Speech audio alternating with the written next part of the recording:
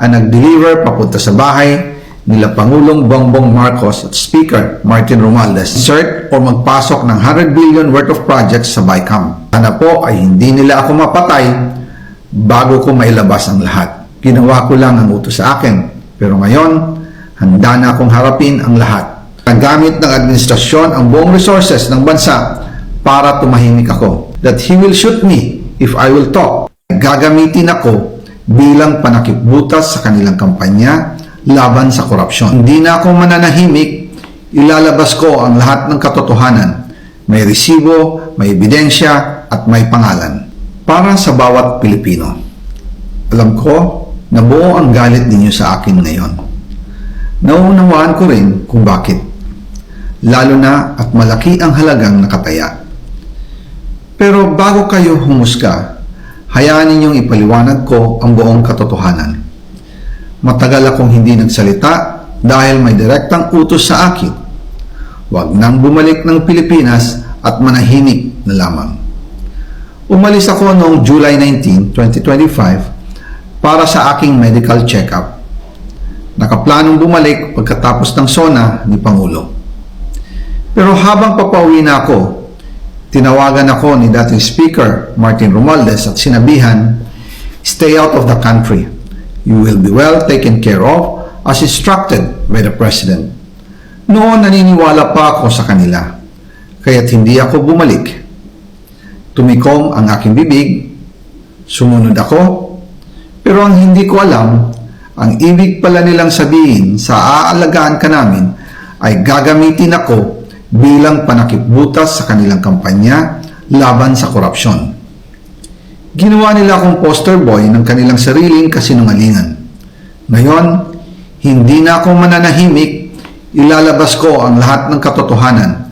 May resibo, may ebidensya, at may pangalan.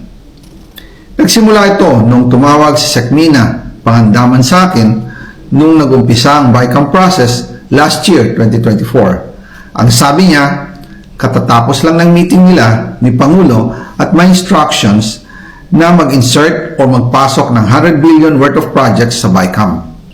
At sinabi pa ni Sekmina, you can confirm with Yusek Adrian Bersamin dahil magkasama sila sa meeting ni Pangulong BBM noong araw na yon. Tinawagan ko po agad si Yusek Adrian Bersamin at tinanong ko kung may instruction nga ba ang Pangulo na magpasok ng 100 billion during their meeting. Ang sabi niya ay totoo nga po. Right after our conversation, tinawagan ko po si dating Speaker Martin Romualdez at nireport ko ang instructions ng Presidente to insert the 100 billion projects. At sinabi niya sa akin, what the President wants, he gets.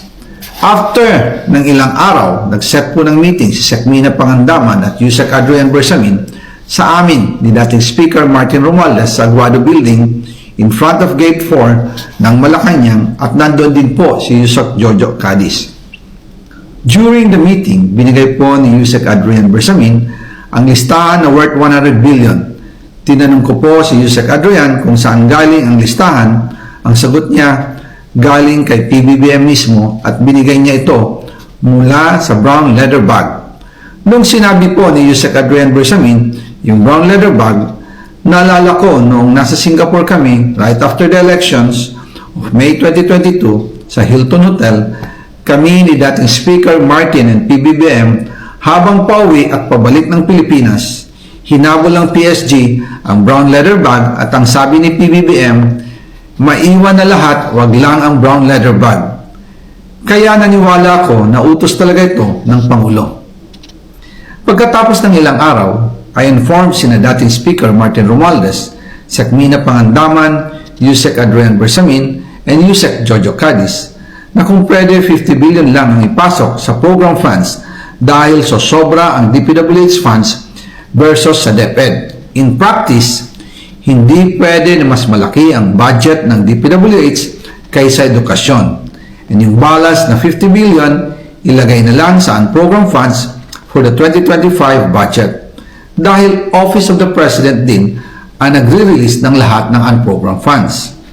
Pagkatapos ng isang araw, tinawagan ako ni Sekmina at sinabi Ang mensahe ng Pangulo, ipasok ninyo yan dahil pinangako na sa akin ni Speaker Martin yan at hindi na pwedeng baguhin. Kumbaga, ang utos ng hari hindi pwedeng mabali. Again, I informed the Speaker and asked clearance about the instructions ng Pangulo. At ang sabi niya, wala tayong magagawa. Kaya po nagtataka ako kung bakit sinasabi ni Pangulo na hindi niya makilala ang budget. Samantalang lahat na binawas at dinagdag sa mga ahensya ng gobyerno ay humihingi ng approval sa kanya si Sec. Mina Pangandaman.